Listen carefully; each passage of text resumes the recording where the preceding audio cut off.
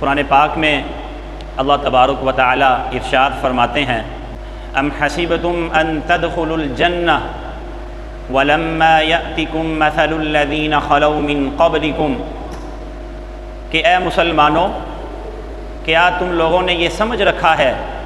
کہ جنت میں بغیر مشقت کے ہی داخل ہو جاؤ گے،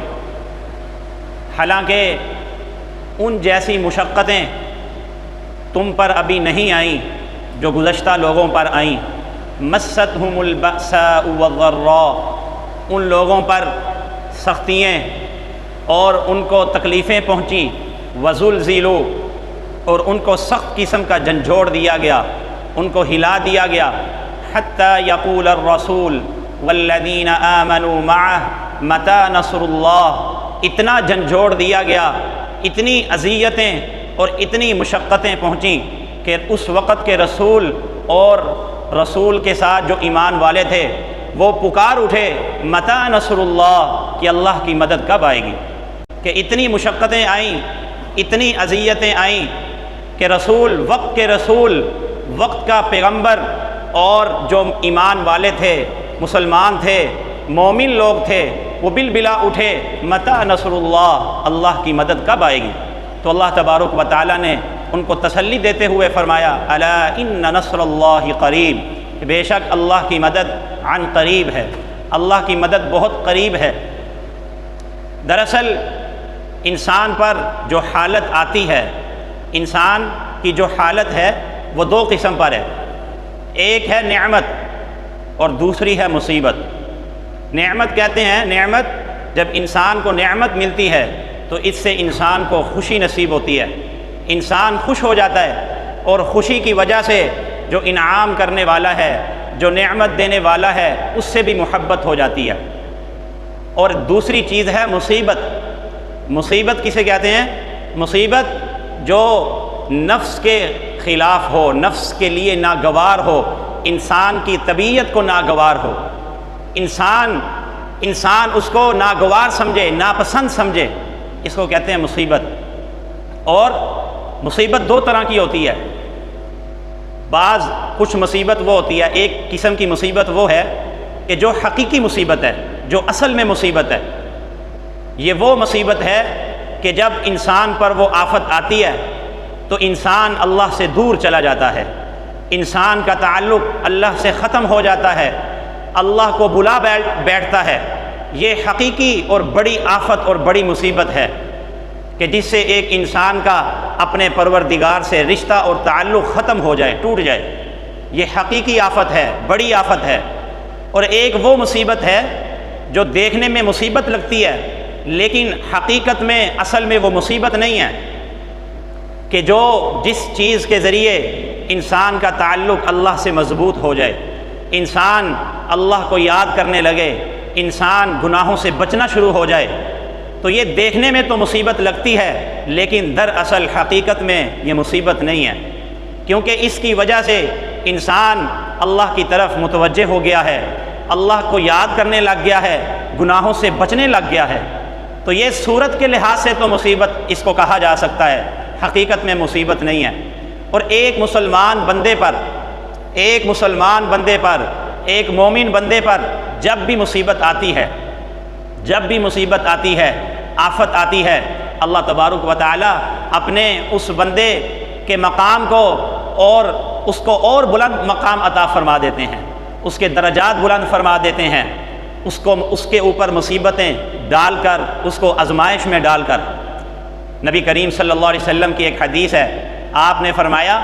کہ جب ایک مسلمان کو کانٹا چبھتا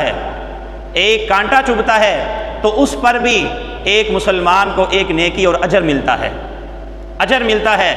اور ایک مرتبہ نبی کریم صلی اللہ علیہ وسلم گھر میں تشریف فرما تھے، چراغ بجھ گیا، رات کے وقت چراغ بجھ گیا، تو آپ صلی اللہ علیہ وسلم نے انا للہ و انا الیہ راجعون پڑھا۔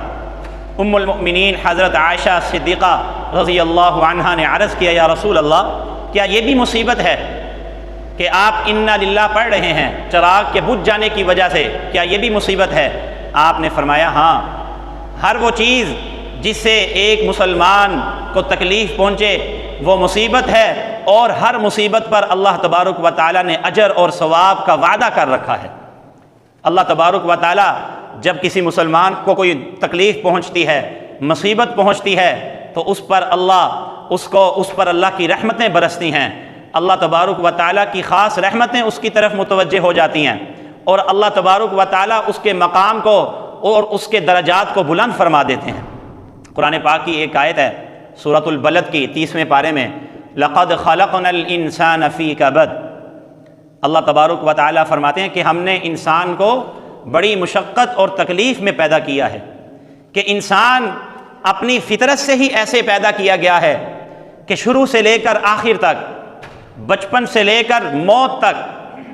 تک وہ مشقتوں اور مصیبتوں میں گھرا رہتا ہے۔ بچپن سے موت تک، شروع عمر سے آخر تک۔ تو آپ دیکھ لیجئے کہ شروع میں سب سے پہلے انسان ماں کے پیٹ میں محبوس رہتا ہے، قید رہتا ہے، پھر اس کو ولادت کی محنت، مشقت یہ اٹھانی پڑتی ہے، پھر اس کو ماں کا دودھ چھوڑنے کی مشقت اٹھانی پڑتی ہے، پھر اس کو تعلیم حاصل کرنے کی مشقت اٹھانی پڑتی ہے، پھر انسان کی عمر بڑھتی چلی جاتی ہے، اس کی ذمہ داریاں بڑھ جاتی ہیں، معاش کی ذمہ داری، معاش کے لیے اس کو محنت اور جد و جہد کرنی پڑتی ہے، مشقت اٹھانی پڑتی ہے، پھر اپنی زندگی میں اس کو مختلف قسم کے واقعات کا سامنا کرنا پڑتا ہے۔ کبھی اس کے اعزاء اقارب رشتہ داروں میں سے، اس کے محبوب ترین رشتہ داروں میں سے کسی کا انتقال ہو جاتا ہے، اس پر اس کو مشقت اور مصیبت اٹھانی پڑتی ہے، پھر موت کے وقت انسان کو مشقت اور مصیبت اٹھانی پڑتی ہے، اور موت سے پہلے بڑھاپے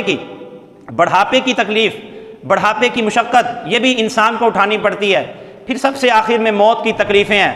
موت کی سختیاں ہیں، یہ انسان کو اٹھانی پڑتی ہیں، اور پھر موت کے بعد انسان کو قبر کی سختیاں اور مشقتیں اٹھانی پڑتی ہیں، اور قبر کے بعد پھر انسان کو قیامت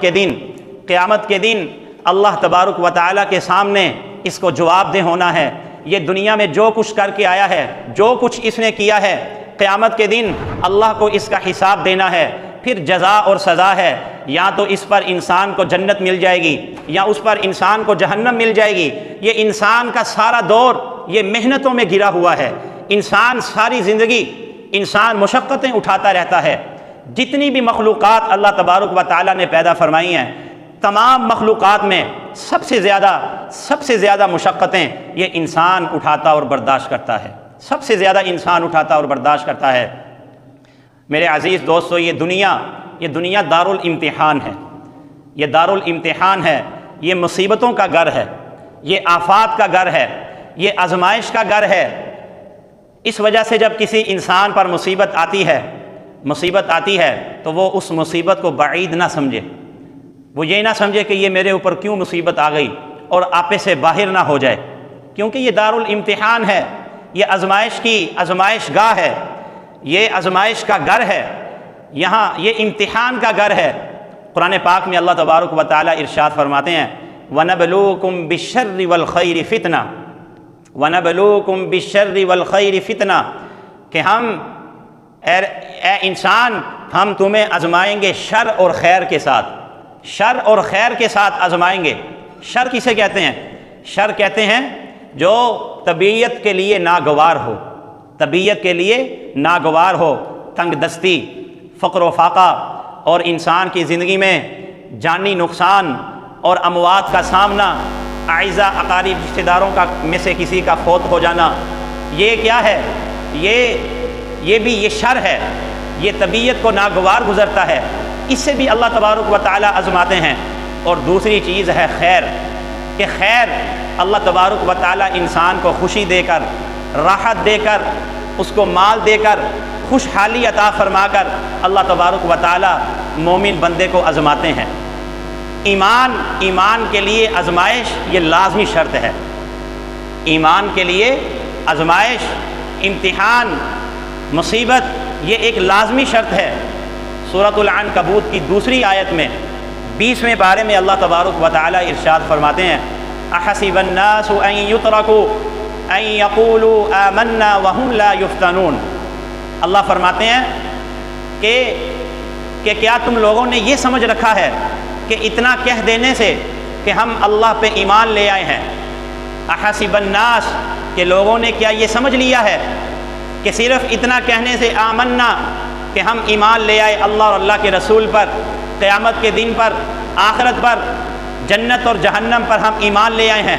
اتنا کہہ دینے سے ان کو چھوڑ دیا جائے گا، ان کو آزمایا نہیں جائے گا۔ وَلَقَدْ فَتَنَّا الَّذِينَ مِن قَبْلِهِمْ فَلَيَعْلَمَنَّ اللَّهُ الَّذِينَ صَدَقُوا وَلَيَعْلَمَنَّ الْكَاذِبِينَ۔ اللہ فرماتے ہیں کہ ہم نے تو ان لوگوں کو جو تم سے پہلے گزرے ہیں، جو پچھلی قومیں ہیں، گزشتہ امتیں ہیں، ان کو آزمایا، ان کو بڑی مصیبتوں میں ڈالا،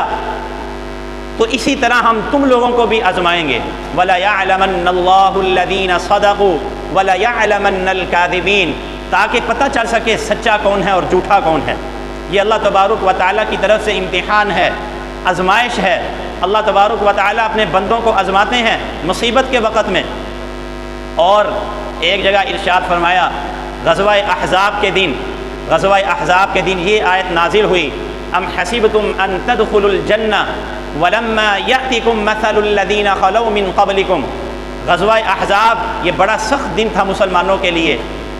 ایک جگہ اللہ فرماتے ہیں اتنا سخت دن تھا، وزلزلوا زلزالا شدیدا، کہ سخت قسم کی پریشانی تھی، اور مکہ سے، پورے عرب سے بہت زیادہ قبائل اور لشکروں نے مسلمانوں کا محاصرہ کر لیا تھا، اور پھر بہت تیز آندھی تھی، سخت سردی تھی، مسلمانوں کو سخت قسم سے جھنجھوڑا گیا۔ اس موقع پر اللہ تبارک و تعالیٰ نے یہ آیت نازل فرمائی، ام حسبتم ان تدخلوا الجنہ ولما یأتکم مثل الذین خلوا من قبلکم، کہ مسلمانوں نے کیا یہ گمان کر رکھا ہے کہ تم بغیر مشقت ہی جنت میں داخل ہو جاؤ گے، کہ تمہیں آزمایا بھی نہ جائے اور تمہیں مشقتوں میں ڈھالا بھی نہ جائے، بغیر مشقت کے، بغیر امتحان کے، بغیر آزمائش کے تم کو ایسے ہی جنت میں داخل کر دیا جائے، جبکہ جو تم سے پہلے لوگ گزرے ہیں ان کو بڑی بڑی مصیبتوں سے، مشقتوں سے آزمایا گیا، بہت مشقتوں سے آزمایا گیا۔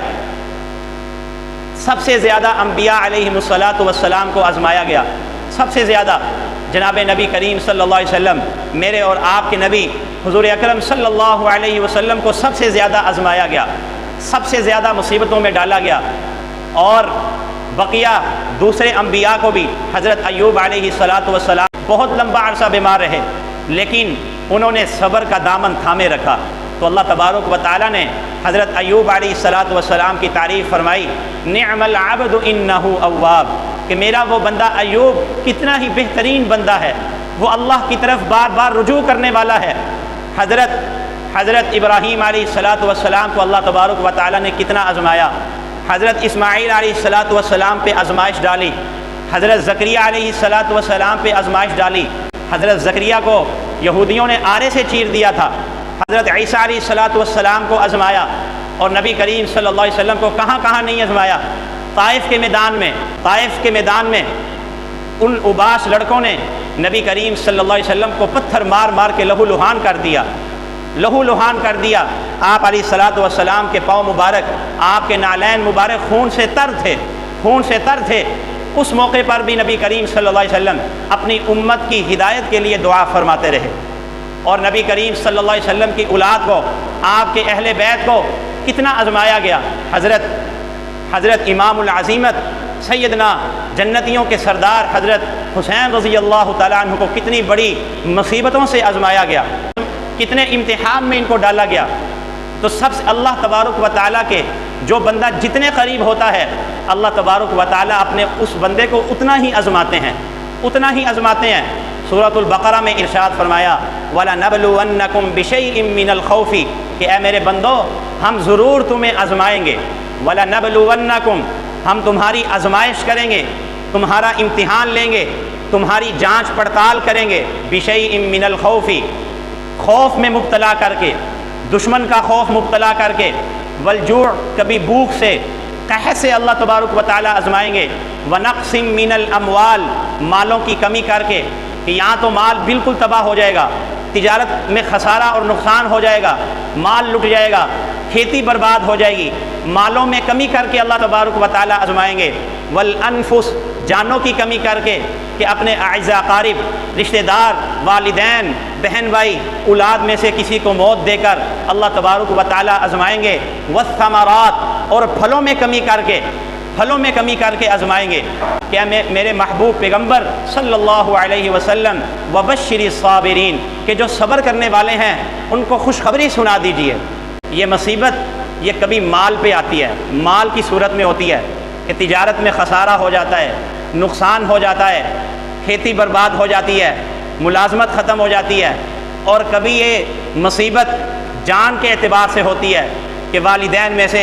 اعزاء قریب رشتہ داروں میں سے، اولاد میں سے، بہن بھائیوں میں سے کسی کا انتقال ہو جاتا ہے، اس اعتبار سے بھی یہ مصیبت ہوتی ہے۔ اور کبھی دین کے اعتبار سے مصیبت ہوتی ہے کہ دین اور ایمان پر قائم رہنا اس اعتبار سے ایک مسلمان بندے کو ستایا جاتا ہے، ارکان اسلام فرائض اسلام پر عمل کرنے سے ستایا جاتا ہے، گھر چھوڑنے پہ مجبور کر دیا جاتا ہے، کبھی اس اعتبار سے مصیبت آتی ہے۔ تو جو انسان مصیبت کے وقت صبر کرتا ہے، الصبر عند الصدمۃ الاولی، صبر وہ ہے جو صدمہ اولا کے وقت ہوتا ہے، اور صبر ہی وہ دولت ہے جو ایک مسلمان بندے کو جینے کا حوصلہ اور سلیقہ سکھاتی ہے۔ یہ صبر، اس کو کہا گیا الصبر ضیاء، یہ صبر روشنی ہے، یہ صبر روشنی ہے، اس سے ایک مسلمان بندے کو، ایک مومن بندے کو استقامت نصیب ہوتی ہے۔ نبی کریم صلی اللہ علیہ وسلم کی ایک بہت پیاری حدیث ہے، آپ صلی اللہ علیہ وسلم نے ارشاد فرمایا کہ ایک مومن بندے کی عجیب شان ہے، جس حالت میں بھی ہوتا ہے وہ خیر ہی خیر میں ہوتا ہے۔ ان اصابتہ سرا فشکر فکان خیرا لہ، آپ نے ارشاد فرمایا کہ اگر ایک مومن بندے کو، ایک مسلمان بندے کو خوشی پہنچتی ہے تو وہ اللہ کا شکریہ ادا کرتا ہے، یہ اس کے لیے بہتر ہے۔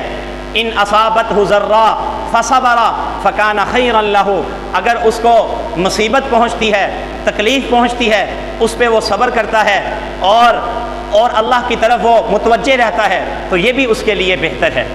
یہی تو ایک مسلمان بندے اور ایک کافر میں فرق ہے،